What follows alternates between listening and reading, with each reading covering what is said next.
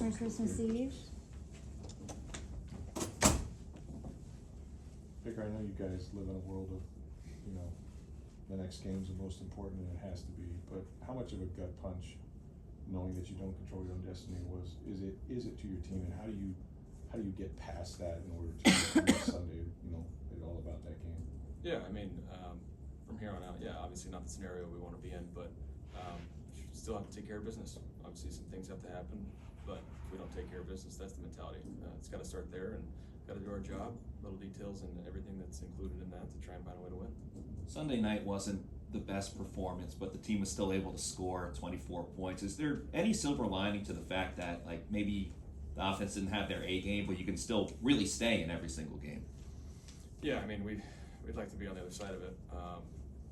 I mean, the positive from the game is that, we're giving ourselves a chance and an opportunity late in the games where the team doesn't have any fight, like I mentioned post-game. That we're always going to keep fighting, keep swinging, and see what happens. Can you just speak to the contributions that Ryan Miller's made this year? I know he doesn't always get a lot of opportunities, but when he has stepped in, he's made the most of those moments with some really important touchdowns. Yeah, I mean, Ryan's a guy that he's got to be able to know all the receiver spots, plug-and-play guy that just continues to make plays for us, continues to do a lot of the dirty work, which is extremely important, and he takes pride in that. So, yeah, I mean, Ryan prepares his tail off, and that's why he has success.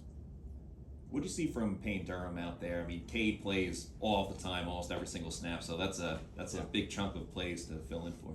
Yeah, I thought Payne did a great job, obviously filling in for Cade, but I think he was able to show that, some of his route running and just catching the ball, that ability, he's got great hands. He's a bigger guy. He's not as twitchy as Cade, but a little bit bigger frame, so, I mean, we trust him, and he obviously does a lot for us in the run game when Cade's playing too. Last couple of times out, regardless of record, it seemed like the Panthers played you guys really close. Is that just a testament to it being a division game of familiarity? Yeah, I think division opponent, anything like that, yeah, we know them well, they know us well, so yeah, it goes to that, and just scheme-wise, it's, their DC is somebody that was in LA, knows Liam, just knowing each other. There's a lot of stuff that you can try and do a little bit of scheme tendency breakers a little bit, but yeah, they get a good sense for what we're trying to do. Does it make any difference? Like, obviously you have to play your division opponent twice, but you literally just played them the first day of this month. Does it make a difference like that it's so soon versus like maybe 2 months ago? Schematically, yeah. I mean, sometimes when you play a team early in the year compared to, I mean, obviously like our Saints game this year. So we'll play them early and play them last game. So sometimes you can change schematically. When it's this quick of a turnaround in between games and division opponents, you really don't see that much. I mean, there might be some personnel changes that could change some things, but really it's about the little details. It's kind of like a Thursday night week of who's going to execute better. What did you learn about them, in particular in the red zone? Because I know they made scoring very difficult in Week 13. Yeah, I mean, just this defensive structure, they make it really hard to run the ball in the end zone. So that's always been how they want to do it. They want to make you earn it, and so it's about physicality and being able to break some tackles down there. You've continued to connect well with Jalen McMillan over the last few weeks. He's been getting in the end zone. What can you say to just his continued confidence week by week, and just maybe how you guys' chemistry is improving as this final stretch hits? Yeah, I think a lot of it's communication, but majority of it is just him continuing to progress. It's just the progression he's had this year is what you want to see out of your rookies. The game kind of slows down for him. He's understanding what we're trying to get done. His head's not spinning anymore. That's why you see him executing. Obviously, when you pair the mental aspect of it with the physical ability that he already has, that's why you see the success. Excuse me. Baker, this year when you guys have scored first, and games had momentum, obviously, you haven't lost. You scored first a lot this year in the first possessions, I think 6 or so, or 7. So, I mean, obviously you want to start fast every game, but just how, when you're in this last 2 game stretch here, how important is it to hit it right off the beginning on offense? Extremely important. It allows for our defense to pin their ears back as well and play aggressive how they want to do. So just for us, it's mentality offensively of that we want to start fast, get down there and see how they're playing us, but have explosive plays and get in the end zone. But yeah, it allows for our team to be able to play complementary football right off the bat. And then the turnovers you guys had last week, they were bizarre in that they were taken away, right? You don't see very often plays where guys on the way down to the ground or you're near the ground, they just rip it out.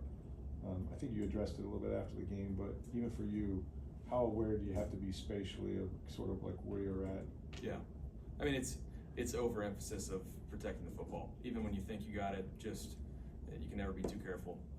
Yeah, obviously Jalen's play was a crazy deal there. Talk about plucking, tucking it, but Jordan Lewis made a crazy play on it, and same with Rashad's play later, and same with the strip in the backfield. So it's even when you think you have two hands on it, you got to be overprotective of it. That's the most important thing. There was a deep ball to Trey Palmer with like 5 minutes to go in the third quarter. Just curious, like what you saw on that play, if there was some miscommunication, and how do you guys get on the same page? Yeah, I mean, I talked about it after the game. It was, I mean, a different look than what we were expecting, a cover 2 shell. And so originally we wanted in a single high, he's going to take it a little bit thinner. But in the cover 2, he started to set his angle there, and I think he thought I was scrambling out, so he adjusted back the other way. Just like milliseconds of a difference there in the V, and not a big touchdown and an incomplete pass. There's this thought that like this team oftentimes plays its best ball when your backs are against the wall. Sometimes, I mean, you might even be able to say that about you as a quarterback in particular. Just having the ability to kind of once again respond to a challenge like this. The fact that your playoff position is not guaranteed at this point, and just the fact that you have a little more adversity now with this loss. Yeah, I mean, this team's got like I keep saying, it got the mental makeup of a great team. We just have to continue to fight and find ways to win. Yeah, it's one thing to have your back against the wall. Everybody knows what's at stake here. It's there's no secrets. So yeah, we're gonna do everything we can to win. But it's on the other side of it, you gotta stay at the top. You gotta do anything you can to do that. So obviously we're backs against the wall though. I know that you're so focused right now on football and getting to the playoffs and stuff, but you also get to experience Christmas this year for the first time as a parent. Just what's that like for you? It's awesome. She's obviously young and doesn't exactly know what's going on. She doesn't know Santa's coming to visit her, but we got family in town, so it's special. It makes you really appreciate the holidays that much more, and just to try and do that, surprise her and make sure she's happy. With the way that Sunday night went, is this the kind of week where you wish that you were almost playing like the next day, besides like recovering and stuff like that, but you're playing ASAP, or do you need a moment to kind of like regroup? Yeah, you take the physical part out of it. Yeah, you wish you could get back out there and get the taste out of your mouth quickly, and especially against a division opponent where it's going to be a physical game.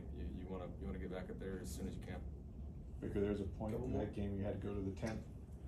Nobody wants to be in there, obviously, but how do you feel, and just what is that moment like when you're kind of like not sure if this is more than just a bad hit? Yeah, I think you're mentioning the play where hit my head on the ground and then played 2 more plays, then the call came down. Yeah, that not ideal, but obviously it was better than it happening during the middle of the drive. Did your offensive lineman are you gonna get anything for Christmas from their quarterback? Or? Yeah, shipping and some delays on shipping. It's Good. still a surprise. Can't get that secret out yet. Okay. Not real happy with big parcel right now. Timing's off. Oh man. Thanks, guys. Thanks, Thanks, Big. Big.